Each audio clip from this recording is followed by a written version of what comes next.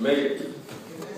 Outside it's very slippery, and I've seen a lot of people doing the ice skating without the skates, and you made it here, and that alone is a blessing.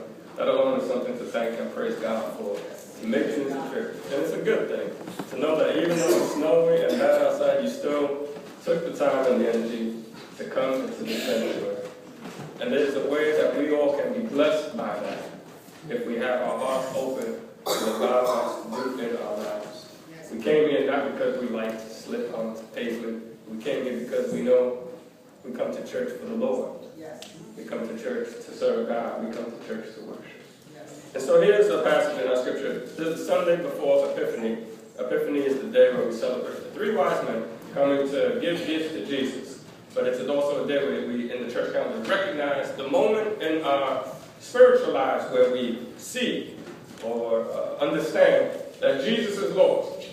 It's a moment of revelation.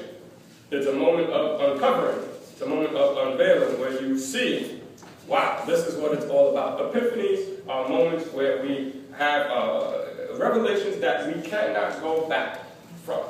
The moment we see it, the moment we experience it, you all of a sudden are changed because you now know something and you cannot return to the way things were. They can be good, wonderful moments of revelation, and they can be bad. Moments of epiphany sometimes are when you realize you have a stain on your shirt.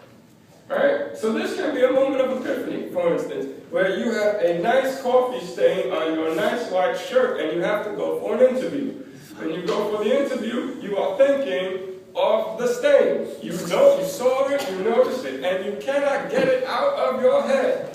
And it can be a moment of epiphany that changes the way you act, the way you think. You may think that they're staring at the stain and not at you. There was a commercial about a stain that talks, right? So the stain on the shirt is talking and the guy's in the interview. Things like that, though it's small, are moments of epiphany where you have a revelation of something and you can't go back.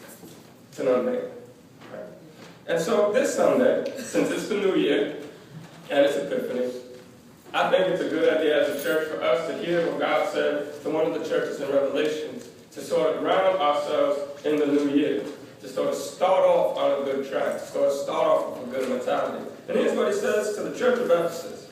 The church of Ephesus was a major church in a major city. Ephesus was probably the New York City of the Mediterranean. If it wasn't New York, it was Los Angeles. It was a major, major city. And here's what he says. I know your works, your toil, and your patient endurance. I know that you cannot tolerate evildoers. You have tested those who claim to be apostles, but are not, and have found them false. I also know that you are enduring patiently and bearing up for the sake of my name, and that you've not grown weary. But I have this against you. You've abandoned your first love. Remember then from where you have fallen.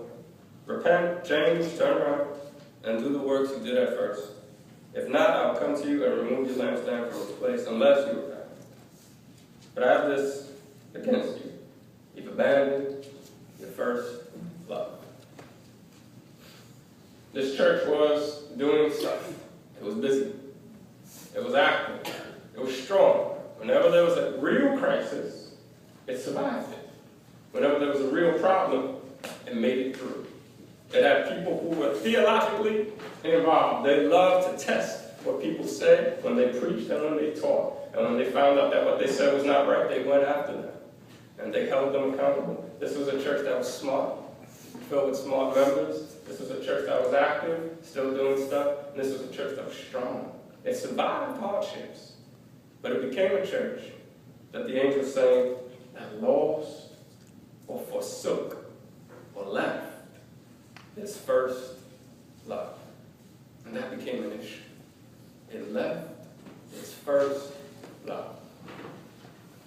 And it needed to go back to find that love again and to do the works of love that it needed to do in the beginning in order for it to be the church God wanted it to be? What does it mean to go back to your first love? An epiphany is the idea that, when you have a revelation, you can't go back. So one of the hardest things is you have early enthusiasm. It's going back to your first love, going back to the first enthusiasm you had. The first excitement you had when you met somebody, or when you met a new job, or when you met a new activity, or when you just came into this church, you were saved, you were born again, or you just got baptized, and you were absolutely excited because you knew nothing. Right? You knew no one.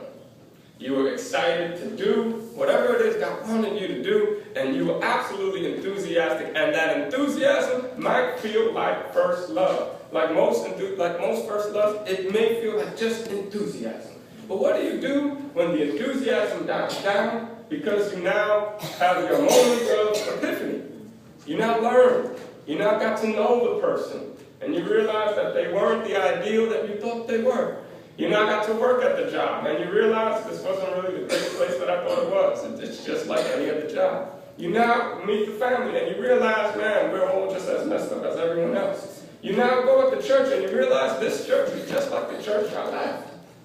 You now realize that this enthusiasm is kind of dying down, and all this new knowledge, this new revelations, all this, it kind of has killed that first love. Is the enthusiasm